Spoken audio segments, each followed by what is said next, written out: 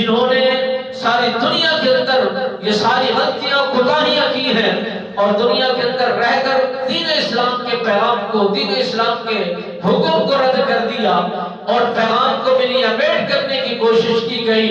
نام تو کچھ دنوں کا رہتا ہے، اس کے بعد ملیامیٹ ہو جاتا ہے، نہ برادری قبیلے رشتہ داریوں کو دیکھا جاتا ہے، نہ رنگ روپ کو دیکھا جاتا ہے، بس دین اسلام کے چنے ہوئے دین کو اور اس کے ساتھ تعلق کو دیکھا جاتا ہے کہ دین کے ساتھ اس کا رشتہ کتنا مضبوط ہے،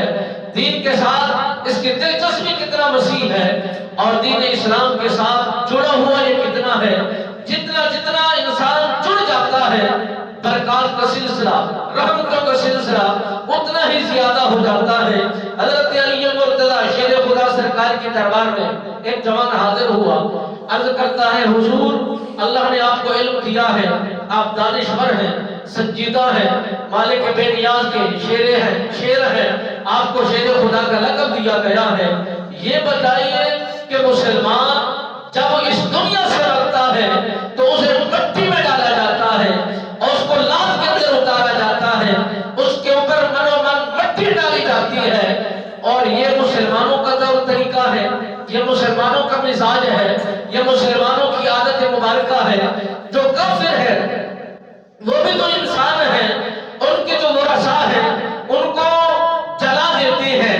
مار دیتے ہیں، ملیامیٹ کر دیتے ہیں، آگ بگولا کر دیتے ہیں، اس میں کیا راز ہے؟ وہ بھی انسان ہے، وہ بھی انسان ہے، وہ بھی دھرتی پر آئے ہیں، اسی انداز میں کھاتے ہیں جس طرح مسلمان کھاتے ہیں، یا جس طرح مسلمان کھاتے ہیں یہ کافر غیر اسلام لوگ اسی انداز میں کھاتے ہیں۔ چلنا بھی ایک جیسا، کھانا بھی ایک جیسا، پینا بھی ایک جیسا، رہنا بھی ایک جیسا،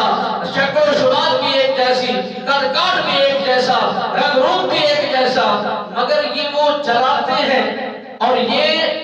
قبر کے اندر اتارتے ہیں۔ اس میں فرق کیا ہے؟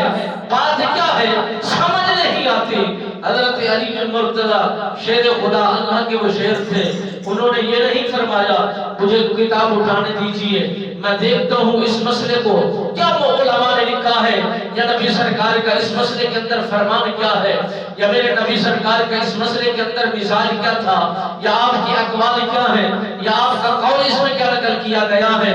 آپ سرکار نے یہ نہیں فرمایا، آپ کو خدائی طور پر مالک